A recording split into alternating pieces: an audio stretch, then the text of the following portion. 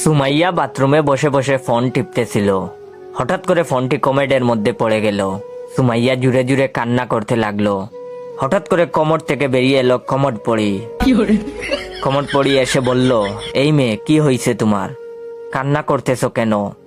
তখন সুমাইয়া বলল, আমার ফোনটা কমোডের মধ্যে পড়ে গেছে, তাই কান্না করতেছি। তখন কমোড পড়ি বলল, ওকে দাঁড়াও, আমি তোমার ফোন নিয়ে আসতেছি। এই বলে কমোড পড়ি কমোডের ভিতরে ঢুকলো। তার কিছুক্ষণ পর কমোড পড়ি কমোডের ভিতর থেকে একটা সোনার মোবাইল নিয়ে বেরিয়ে আসলো। আর কমোড পড়ি বলল, এই ফোন কি তোমার সেই ফোন? তখন সুমাইয়া বলল, না, এটা আমার ফোন না। তো আপনারা এখন কি ভাবছেন, সেই জলপরীর মতো আরেকটা ফোন নিয়ে আসবে? আসলে একদমই ভুল। তখন কমোড পড়ি বলল, হারামজাদি, তুই কি মনে করতেছিস?